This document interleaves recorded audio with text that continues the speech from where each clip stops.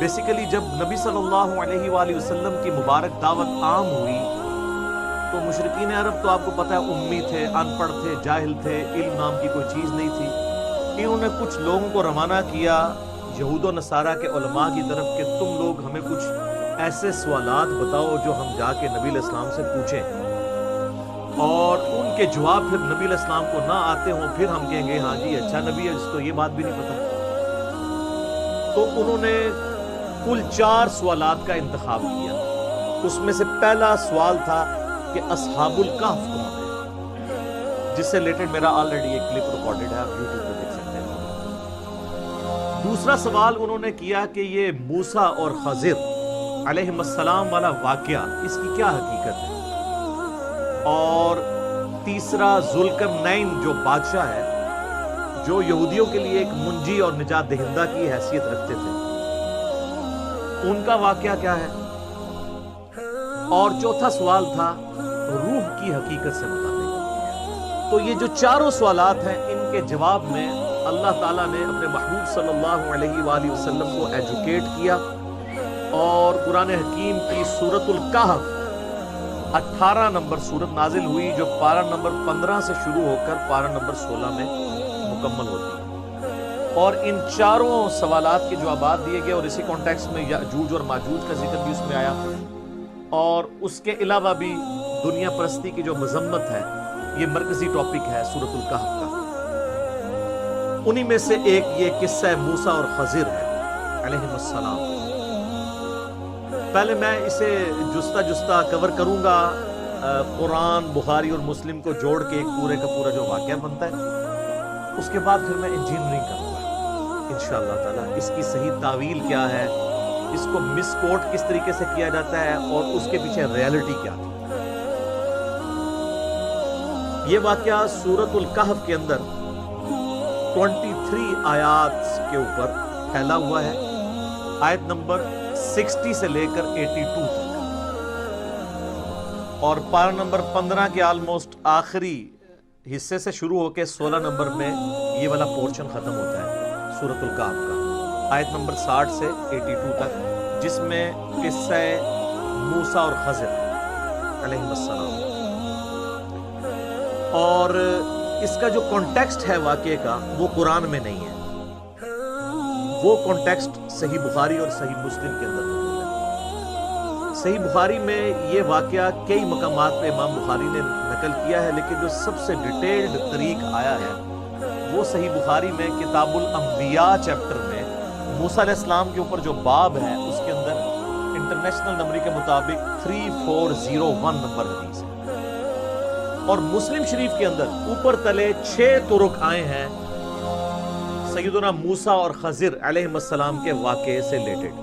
صلی اللہ علیہ وآلہ وسلم فرماتے ہیں کہ ایک دن موسیٰ علی نبینا وعلیہ السلام بنی اسرائیل کو واعظ کر رہے تھے، نصیحت کر رہے تھے، اسی دوران ایک شخص نے کھڑے ہو کر پوچھا کہ اس وقت دنیا میں سب سے بڑا عالم کون ہے، سب سے زیادہ علم کس کے پاس؟ تو ظاہر ہے اس کا جینوئن جواب یہی ہے کہ وقت کے پیغمبر کے پاس، جو اس وقت خود موسیٰ علیہ السلام تھے۔ تو یہ کلیئر کٹ یہی جواب بنتا تھا، اور موسیٰ علیہ السلام نے بھی یہی جواب دیا کہ اس وقت سب سے بڑا عالم میں ہوں۔ لیکن سر پیغمبروں کی شان اس سے بڑی عرفہ والا ہوتی ہے، پیغمبر گاڈ اورینٹڈ ہوتے ہیں۔ اللہ تعالیٰ کو یہ موسیٰ علیہ السلام کا جواب ناپسند ہوا، اور بخاری مسلم کے الفاظ ہیں اس جواب کی وجہ سے اللہ تعالیٰ نے ان پر عتاب فرمایا، غصہ فرمایا کہ تم تو پیغمبر تھے، تمہیں چاہیے تھا تم علم کو اللہ کی طرف منسوب۔ ظاہر موسیٰ علیہ السلام نے آگے سے کوئی جسٹیفائی نہیں کرنا تھا کہ یا اللہ یہ تو مخلوق کی بات ہو رہی تھی، تیرا اور میرا کمپیریزن ہی کوئی نہیں ہے، لیکن پیغمبروں سے یہ ایکسپیکٹ کیا جا رہا ہوتا ہے کہ وہ گاڈ اورینٹڈ، کیونکہ انہوں نے مخلوق کو گاڈ اورینٹڈ کرنا ہوتا ہے۔ یہاں آپ کے بابے دعوے کرتے ہیں، بابے تو کتنے نظر بھی نہیں آتے دور دور تک۔ یہاں وقت کا پیغمبر، اولو العزم پیغمبر، 5 اولو العزم پیغمبر ہیں سورہ شورى کے اندر۔ نمبر 1 امام اعظم محمد رسول اللہ صلی اللہ علیہ وآلہ وسلم، نمبر 2 سیدنا ابراہیم علیہ السلام، نمبر 3 سیدنا نوح علیہ السلام، نمبر 4 سیدنا موسیٰ علیہ السلام، اور نمبر 5 سیدنا عیسیٰ علیہ السلام علیہم السلام اجمعین۔ سبحان ربک رب العزت عما یصفون وسلام علی المرسلین والحمد للہ رب العالمین۔ یہ بیسٹ درود ہے جو قرآن میں سورہ الصافات کی آخری 3 آیات۔ تو اب اللہ تعالیٰ نے پھر کہا کہ موسیٰ اب میں تجھے ایک ایسے بندے سے ملواؤں گا جس کے پاس ایسا علم ہے جو میں نے تجھے بھی نہیں دیا، اور اس کے لیے نشانی مقرر کی کہ تم اپنے ساتھ ایک بھنی ہوئی مچھلی رکھ لینا، اس کے ذریعے ہم نشانی ظاہر کریں گے، اور ہمارے اس بندے سے تمہاری ملاقات ہوگی اس جگہ پر جہاں پر 2 دریا آ کر ملتے ہیں، وہاں پر تمہیں ہمارا وہ بندہ ملے۔ یہ جتنی باتیں میں نے کی ہیں یہ بخاری اور مسلم میں۔ قرآن میں جو واقعہ سٹارٹ ہوتا ہے وہ اس کے بعد سٹارٹ ہوتا ہے، اور اس میں یہ نہ تو حضرت خضر کا نام ہے، بخاری مسلم میں حضرت خضر کا نام ہے، اور قرآن پاک میں حضرت موسیٰ علیہ السلام کے اس ساتھی کا نام بھی نہیں ہے جس کو وہ اپنے ساتھ اسسٹنٹ کے طور پر لے کر گئے تھے، لیکن بخاری مسلم میں اس کا نام آیا ہے یوشع ابن نون، جو ان کے صحابی تھے، اور بعد میں موسیٰ علیہ السلام کی وفات کے وقت اللہ نے ان کو پیغمبر بنا دیا، اور وہ جانشین خلیفہ اول بھی بنے اور جانشین بھی بنے اور پیغمبر بھی بنے، یوشع ابن نون علیہ السلام۔ قرآن میں سٹارٹ سورہ الکہف کی آیت نمبر 60 سے یہاں سے ہوتا ہے کہ موسیٰ علیہ السلام نے، وہ یاد کرو وقت موسیٰ علیہ السلام نے اپنے اس نوجوان ساتھی سے کہا کہ رخت سفر باندھ دو، ہم نے ایک سفر کرنا ہے، اور میں اس وقت تک سفر کرتا رہوں گا جب تک کہ میں اس مقام پر نہ پہنچ جاؤں جو اللہ تعالیٰ نے مجھے وحی کے ذریعے آگاہ کیا ہے۔ تو وہ دونوں چل پڑے۔ اب یہ جو آگے کی سٹوری ہے نا، یہ ساری قرآن کے اندر آتی ہے، لیکن کانٹیکسٹ بخاری مسلم میں تھا۔ تو وہ اپنا ساز و سامان ساتھ رکھتے ہیں، راستے کا کھانا بھی۔ آپ کے بزرگ جو ہے وہ کئی سال تک بغیر کھائے پیے زندہ رہتے ہیں، جو بزرگوں کے بزرگ ہیں وہ اپنا کھانا بھی ساتھ لے کے چلتے ہیں۔ یہ میں آپ کو ساتھ فرق بتاؤں گا، کیوں؟ تاکہ مرنے سے پہلے اے مسلمان کر لے اس پہ غور، کتابوں کا خدا اور ہے، بابوں کا خدا اور۔ یہ تو چھوٹی چیز ہے۔ بخاری اور مسلم میں حدیث ہے کہ نبی علیہ السلام کی مبارک زندگی کا جب 40واں سال شروع ہوا تو حضرت خدیجہ بھی نبی علیہ السلام کو کھانا باندھ کے دیا کرتی تھی غار حرا میں جانے کے لیے۔ نبی علیہ السلام بھی اپنا کھانا ساتھ لے کے جاتے۔ آپ کو کہانیاں کروائی گئی ہیں، تو جس کو کوئی زیادہ زوم ہے نا تو اس کا مکہ پانی بند کرتے ہیں، تو اب کیمرے کے سامنے اس کو لے آتے ہیں نا، وہ اس طرح کی روحانیت دکھائے نا ہمیں، سب جھوٹ ہے۔ سر قرآن میں تو حضرت عیسیٰ علیہ السلام اور ان کی ماں کے بارے میں سورۃ المائدہ کی آیت نمبر 75 میں کیا ہے کہ عیسیٰ اور ان کی ماں روٹی کے محتاج تھے، وہ دونوں کھانا کھایا کرتے تھے۔ ایسوں کو اپنے نفع و نقصان کا مالک سمجھ رہے ہو جو خود روٹی کے محتاج ہیں، بڑی ڈاڈی آئے تھے۔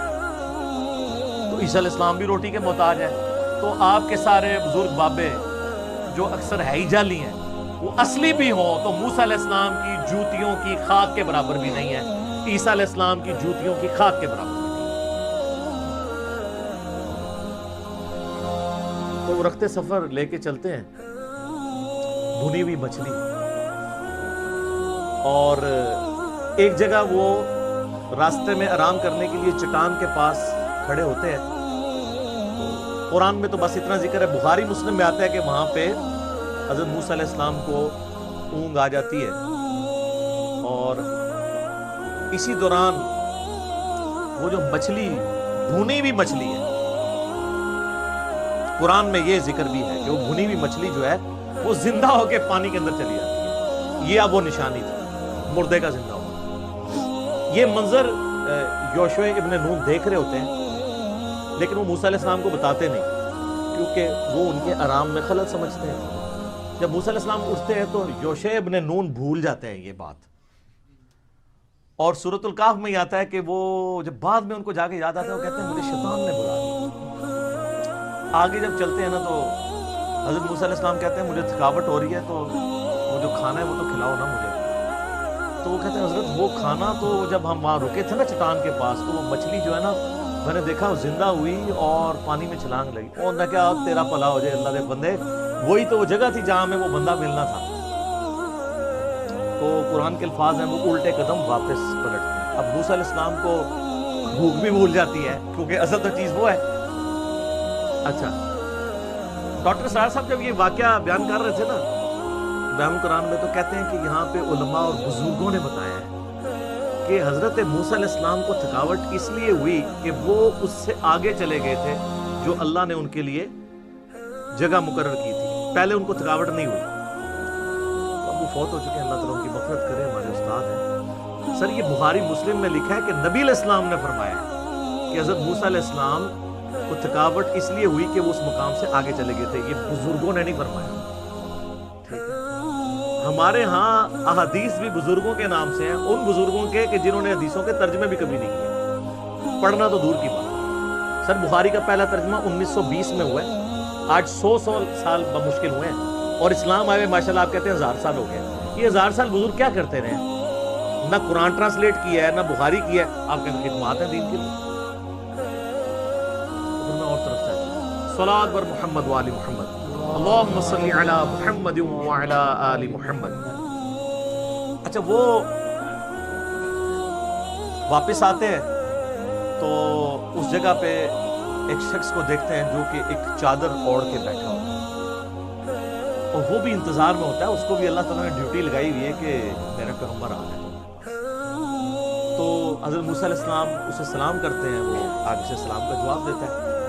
یہ بخاری مسلم میں, قرآن میں چونکہ وہ شارٹ ہے اس میں یہ کہ وہاں پر جب پہنچتے ہیں تو وہ ہمارے بندوں میں سے ایک بندے کو پاتے ہیں جسے ہم نے علم لدنی یعنی اپنی طرف سے ایک علم خاص عطا فرمایا ہوتا ہے. اسی جو لفظ ہے نا اس سے انہوں نے علم لدنی کو اخذ کیا ہے. وہ الفاظ ہیں وہ علمناہ من لدنا علما. ایسے بندے کو پاتے ہیں جسے ہم نے خاص اپنی طرف سے علم دیا ہوتا ہے.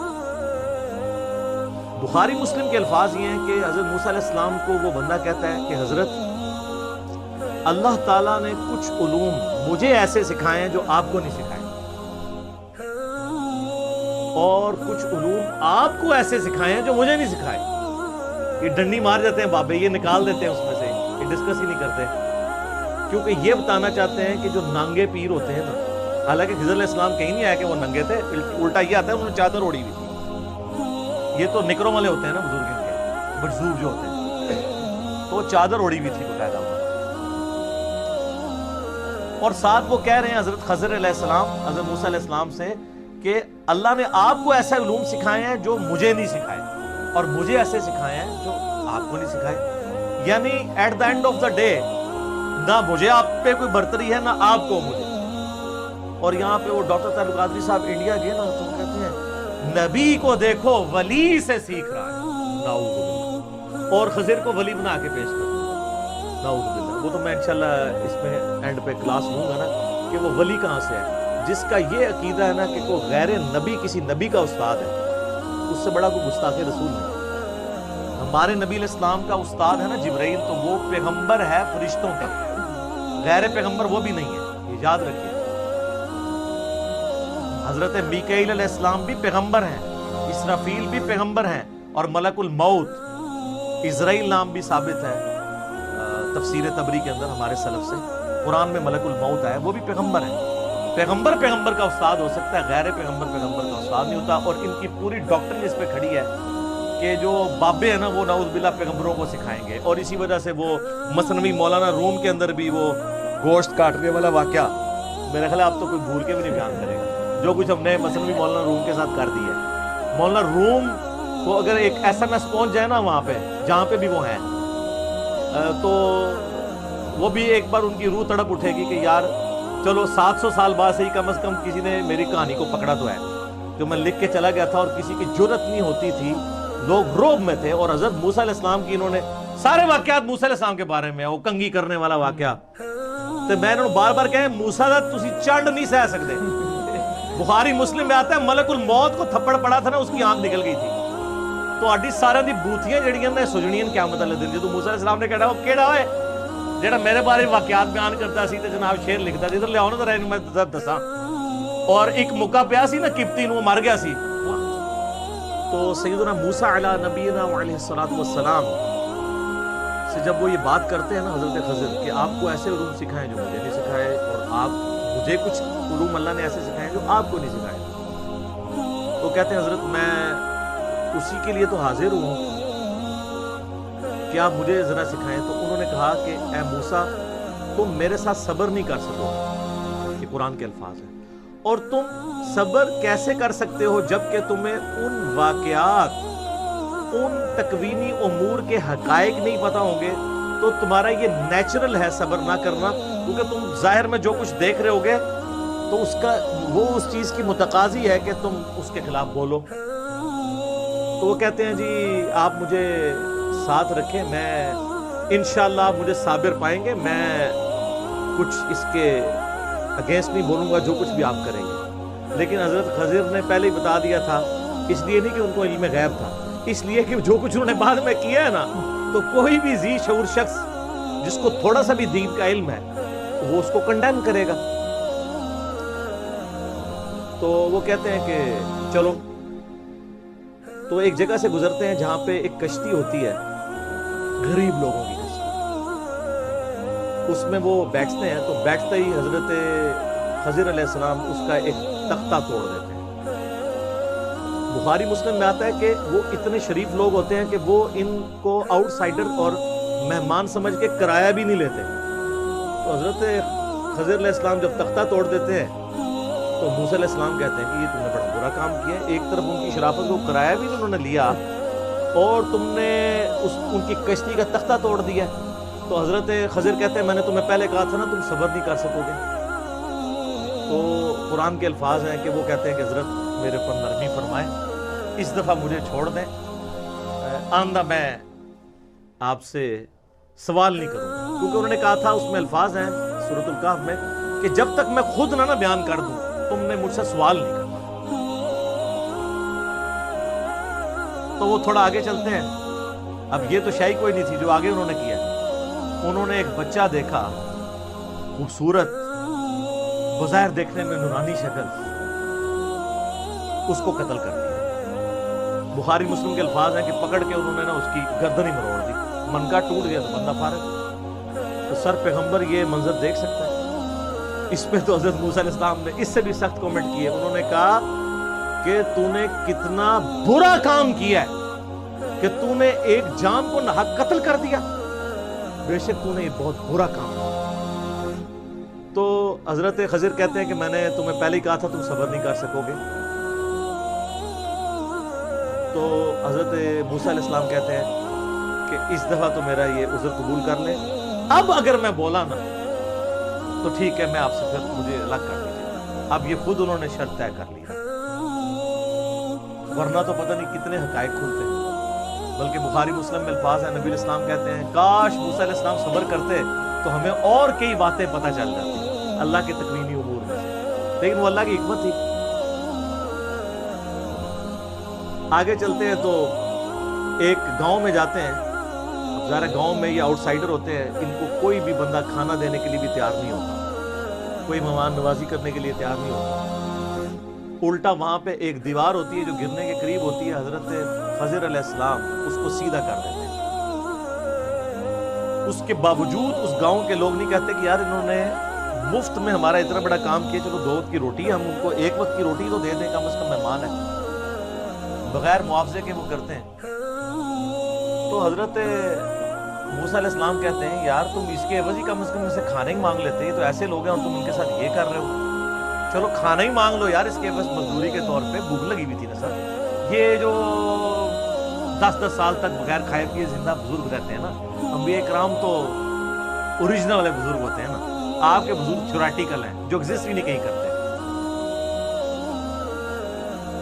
تو پھر حضرت خضر کہتے ہیں کہ بس اب میری اور آپ کی جدائی، آپ نے خود مانا تھا کہ اب میں بولا تو علیحدگی. اب میں تمہیں تعویل بتاتا ہوں 3 واقعات. تو کہتے ہیں جو پہلا واقعہ ہوا تھا نا وہ دو مسکین لوگوں کی، وہ دو یا دو سے زیادہ مساکین کی وہ کشتی تھی، اور وہاں ایک جابر بادشاہ تھا جو زبردستی کشتی ہتھیا لیتا تھا.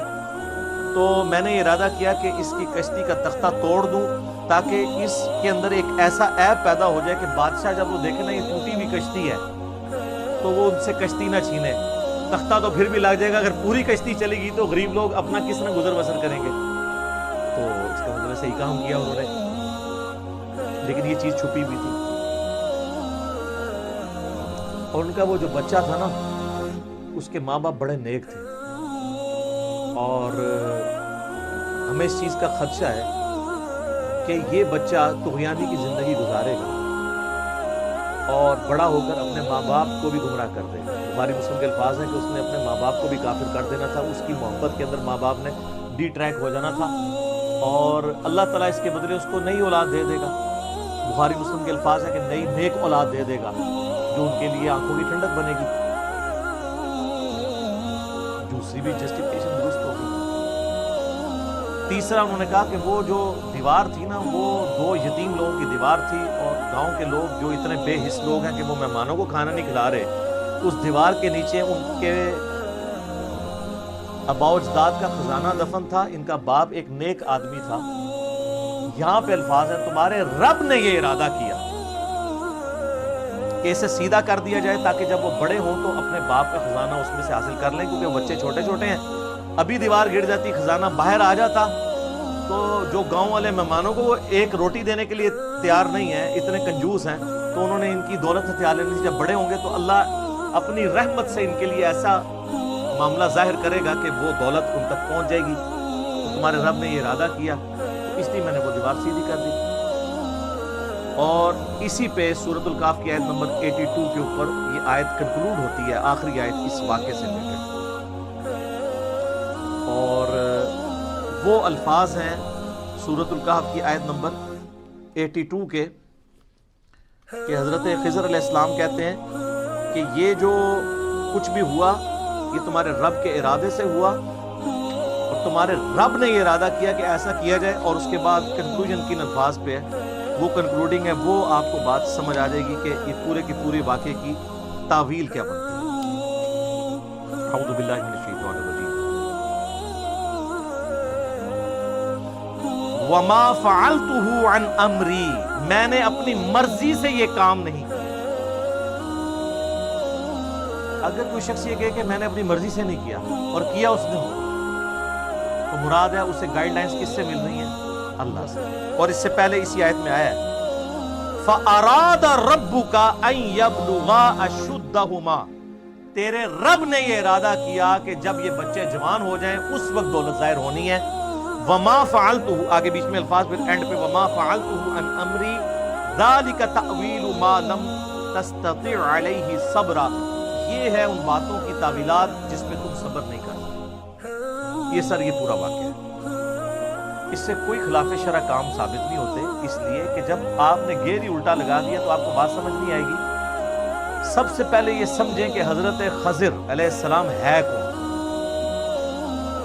حضرت خضر علیہ السلام کم از کم پیغمبر تو ہیں، کیونکہ وہ کہہ رہے ہیں تیرے رب نے ارادہ کیا اور میں نے اپنی مرضی سے نہیں کیا، رب کے کہنے پہ کیا ہے. اگر کوئی شخص یہ کہے کہ میں نے یہ رب کے کہنے پہ کیا تو یا تو وہ پیغمبر ہوتا ہے اور یا غلام احمد قادیانی دجال ہوتا ہے، یعنی وہ جھوٹ بول رہا ہوگا یا سچ.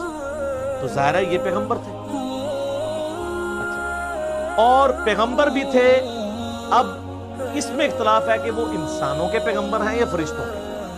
مولانا مودودی رحمہ اللہ تعالیٰ کا کہنا ہے کہ یہ فرشتوں کے پیغمبر ہیں، کیونکہ ہمارے اس دنیا میں فرشتوں کو اللہ تعالیٰ نے کئی کام سونپے ہوئے ہیں جو وہ کرتے ہیں. یہ روح کون قبض کرتا ہے؟ ایک فرشتہ آ کے گردن ہی مروڑ دیتا ہے، لیکن آپ کو نظر نہیں آتا جب روح نکالتا ہے. تو حضرت اسرائیل یا ملک الموت کا کام کوئی اور فرشتہ کر رہا ہو ان کے بہاف کے اوپر، تو ہمیں نظر نہیں آ رہا ہوگا، تو ہمیں قتل نہیں نظر آ رہا ہوگا. یا چونکہ انہوں نے اسرائیل کو روح نکالتے ہوئے یا اس کے نمائندے خضر کو نکالتے ہوئے دیکھ لیا، اس لیے ان کو عجیب لگا کیونکہ وہ انسانی شکل میں تھے. تو حضرت موسیٰ علیہ السلام کی وہ جسٹیفیکیشن درست تھی. بیسیکلی اس واقعے سے اللہ نے مسئلہ تقدیر سمجھایا ہے کہ انسان کی زندگی میں بظاہر کچھ اللہ کی طرف سے ایسی تکلیفیں آتی ہیں جن کے اندر اللہ تعالیٰ کی طرف سے خیر چھپا ہوا ہوتا ہے. بظاہر وہ شر ہوتا ہے لیکن اس کے اندر خیر ہوتا ہے. وہ کشتی کا ایک تختہ ٹوٹ جانا شر تھا، لیکن اس میں خیر یہ تھا کہ پوری کشتی نہیں چلی گئی. پوری کشتی چلی جاتی تو وہ زیرو پہ آ جاتے نا، ان کا سورس آف انکم ختم ہو جاتا. ایک کشتی تو ریپیئر کر لینی تھی. کسی بندے سے اس کی اولاد چھین لی جائے اور اگر اللہ اس کو یہ بتا دے کہ اس بچے کی وجہ سے یہ تو خود کافر ہونا تھا بڑے ہو کے، تو نے بھی کافر مرنا تھا، تو میرے خیال ہے ہم سب اپنے بچے مروانے کے لیے تیار ہیں، کیونکہ آخرت کی ہمیشہ کی کامیابیاں اگر اس بچے کی وجہ سے برباد ہونی ہے تو چاٹنا ہے ایسی اولاد کو. تو جس کی اولاد بچپن میں مر جائے تو وہ یہ سوچ لے کہ اللہ نے اس کے ساتھ کوئی خیر والا معاملہ کیا ہے. یہ مسئلہ تقدیر سمجھایا. اور تیسرا جو واقعہ تھا وہ دیوار والا، اس کے اندر اللہ تعالیٰ نے یہ بات سمجھائی کہ اگر کوئی شخص بچپن میں یتیم ہو گیا ہے اور مفلسی کی زندگی گزار رہا ہے، اللہ تبارک و تعالیٰ اس کے لیے اسپیشل پروٹیکشن کرے گا، اس کو کمپنسیٹ ضرور کرے گا. تو یہ تھا مسئلہ تقدیر. انہوں نے اس سے یہ نکالا کہ باب خلاف شرع کام بھی کرے نا تو جسٹیفائی ہو جاتا ہے. وہ کلندر ہوتے ہیں جی، مجذوب ہوتے ہیں جی، وہ خلاف شرع کام کریں تو ان پہ کوئی گرفت نہیں. اسی لیے پاکستان میں کئی لوگوں نے اپنے پیروں کے کہنے پہ اپنے بچے مار دیے ہیں، اور وہ واقعہ حضرت خضر والا کوٹ کرتے ہیں. بے خضر علیہ السلام والا جو واقعہ ہے وہ تو قرآن میں آیا کہ وہ اللہ نے ان کو کہا تھا کہ کس پیر کی ڈیوٹی اللہ نے لگائی ہے کہ ملک موت کا اسسٹنٹ بن کے لوگوں کی جان نکالے، اس پہ تو قتل کا مقدمہ چڑھے گا. وہ کہتے ہیں مجذوب ہے، قلم اٹھے ہے جی نا. کیوں جی مجذوب؟ مجذوب سے کیوں اٹھا ہوا ہے؟ وہ کہتے ہیں ان کی عقل سلامت نہیں. اچھا آپ بے عقل اور پاگل لوگوں کے پیچھے چل رہے ہیں. صحیح بخاری میں تعلیقاً موجود ہے مولا علی کا قول، اور پوری سند مولا علی سے ہی سنن ابن ماجہ کے اندر ہے کہ نبی علیہ السلام نے فرمایا کہ 3 لوگوں سے اللہ نے شریعت کا قلم اٹھا لیا. ایک پاگل شخص، مجنون، آپ کا مجذوب اور قلندر. دوسرا سویا ہوا شخص، اسے اپنی ہوش نہیں ہے. اور تیسرا بچہ، کیونکہ بچہ جو اس پہ شریعت لاگو ہے. یہاں پہ جو بچہ قتل ہوا اس نے بڑے ہو کر کیا بننا تھا، یعنی اللہ کے علم ہے نا. تو اللہ تعالیٰ مستقبل کو دیکھتا ہے نا، تو انسان کی دعائیں بعض اوقات کام آتی ہیں. جو شر ہونا ہوتا ہے وہ خیر میں بدلتا ہے. سر جامعہ ترمذی میں حدیث ہے، مسند احمد میں ڈیٹیل کے ساتھ ہے کہ دعا کبھی رائے گاہ نہیں جاتی. جب تم دعا کرتے ہو نا اللہ سے، تو جو مانگا یا تو وہی مل جائے گا، یا اللہ تعالیٰ اس کے بدلے کوئی اور نعم البدل دے دے گا، کوئی مصیبت ٹال دے گا یا اس سے بہتر چیز. اور اگر یہ بھی نہ ہوا تو قیامت کے دن کے لیے سٹور ہو جائے گی دعا، اس کے گیس اللہ تعالیٰ اجر عطا فرما دے گا. دعا تو جاتی ہی نہیں کہیں پہ، ضائع ہی نہیں ہوتی. تو کہتے ہیں مجذوب. یہ مجذوب نہیں تھا سر، یہ تو اللہ کی ڈیوٹی پوری کر رہا تھا. آپ کے بابے جو ہیں وہ یہ دعویٰ کر سکتے ہیں ہم پہ وہی آتی ہے؟ سر دعویٰ کریں نا تو ہم ان کے اوپر 295C بھی لگوائیں اور انہیں لا کے غلام احمد قادیانی کی صف میں کھڑا کریں گے، کیونکہ نبی علیہ السلام کے بعد تو نبوت کا دروازہ بند ہو چکا ہے. اور سورہ آل عمران میں واضح 179 نمبر آیت ہے کہ اللہ کی یہ شان ہی نہیں کہ غیر پیغمبر کے ساتھ کوئی کلام کرے، کوئی غیب کی خبر دے سوائے اپنے رسولوں کے، اور تمہارا کام ہے اللہ اور اس کے پیغمبروں پہ ایمان لاؤ. That's all. سیدنا ابو بکر سے لے کر قیامت تک آخری جو آنے والا انسان ہے سب غیر پیغمبر سوائے کہ عیسیٰ علیہ السلام، وہ بھی امتی کی حیثیت سے آئیں گے، پیغمبر بھی ہوں گے ان کی ایکسیپشن کے ساتھ. سب نے فالو کرنا ہے. ایون حضرت عیسیٰ علیہ السلام بھی جو آئیں گے انہوں نے بھی فالو کرنا ہے. مسلم شریف میں حدیث ہے وہ کتاب اللہ اور تمہارے نبی کی سنت کے مطابق تمہیں چلائیں گے. تو اس سے کوئی مرزوبیت ثابت نہیں ہوتی. وہ کہتے ہیں کہ ہم باب خلاف شرع کام کریں گے، بیچ میں کہانیاں نکالنے کی کوشش کرتے ہیں. وہی باب نثار اس سے ثابت ہوتے ہیں کہ بالکل آپ کو غلط کہانیاں کرائی گئی ہیں کہ مسئلہ تقدیر سمجھانا چاہتے ہیں. تو واصف علی واصف صاحب کہتے ہیں میں ایک جگہ بیٹھا ہوا تھا، ایک بندہ دعا کر رہا تھا رو رو کہ یا اللہ 25 سال پہلے جو میں نے دعا کی تھی مجھ سے واپس لے لے. تو کہتے ہیں میں نے اس سے بعد میں پوچھا کہ کیا ہوا؟ اس نے کہا میری بیٹی تھی، میں نے اللہ سے رو رو کے ایک بیٹا مانگا تھا، وہ میرے لیے وبال جان بن گیا، گھر کا سارا سامان بیچ گیا، وہ یعنی نشہ کرنا شروع کر دیا. تو اللہ کی حکمت تھی کہ میری بیٹیاں تھیں، بیٹیاں تو ساری صحیح نکلی ہیں، تو اے اللہ وہ بیٹا مجھے واپس لے لے. یہ ہے وہ چیز. اور ڈاکٹر ذاکر نائک جو اکثر ایک مثال سے سمجھاتے ہیں کہ اگر کسی شخص کا امریکہ میں بزنس ہو، وہاں اس کی کوئی بڑی میٹنگ ہونے والی ہو اور اس نے شام کی فلائٹ پکڑنی ہو نیو یارک کے لیے، اور جب وہ ایئرپورٹ پہ پہنچے تو ٹریفک سگنل یا رش کی وجہ سے لیٹ پہنچے اور اسے پتہ چلے کہ وہ فلائٹ تو اڑ گئی ہے، تو وہ وہاں پر کافی افسوس ملتے ہوئے کہے گا کہ میری زندگی کی سب سے بری خبر یہ ہے، مجھے ملینز آف ڈالر کا جو فائدہ ہونا تھا وہ نقصان ہو گیا کہ میں پہنچ نہیں سکوں گا، وہ ٹھیکہ کسی اور کو مل جائے گا۔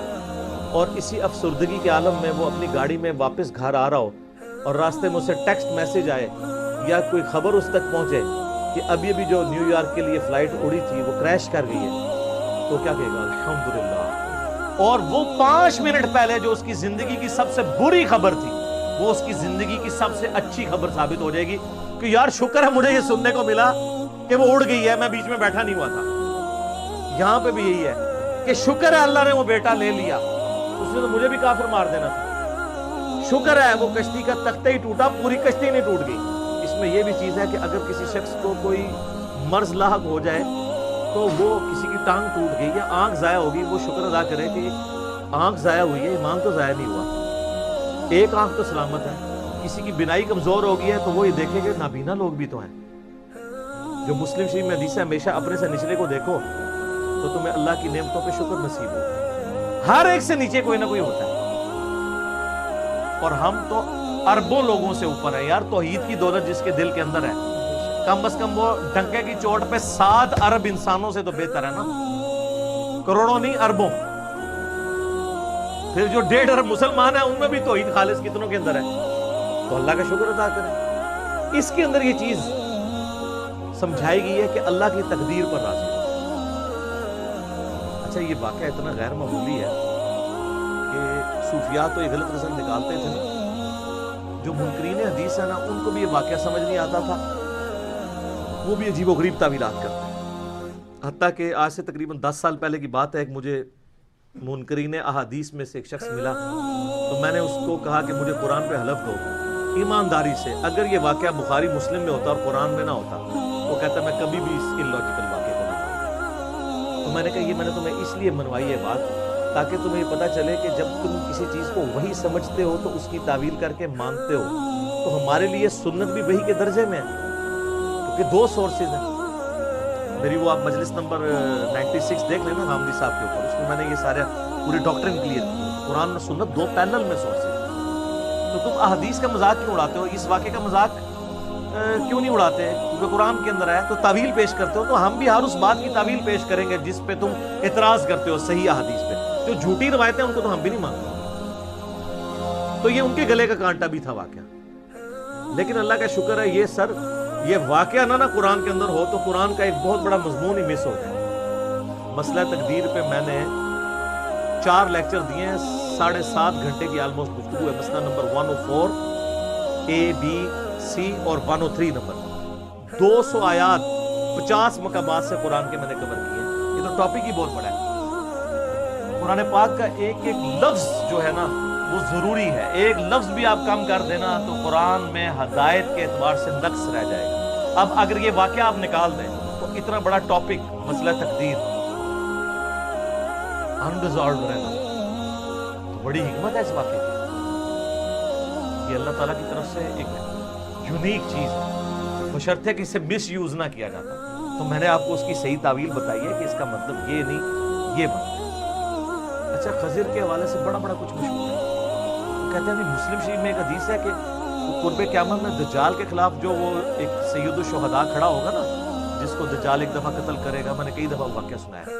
انٹرنیشنل نمبر کے مطابق 7375 نمبر حدیث کے اینڈ پہ آتا ہے کہ ابو اسحاق امام مسلم کے شاگرد کہتے ہیں کہ کہا جاتا ہے کہ وہ حضرت خضر ہوں گے۔ وہ کہتے ہیں خضر آج تک زندہ، دیکھو مسلم شریف میں لکھا ہے، سر مسلم شریف میں سند کے ساتھ نہیں لکھا۔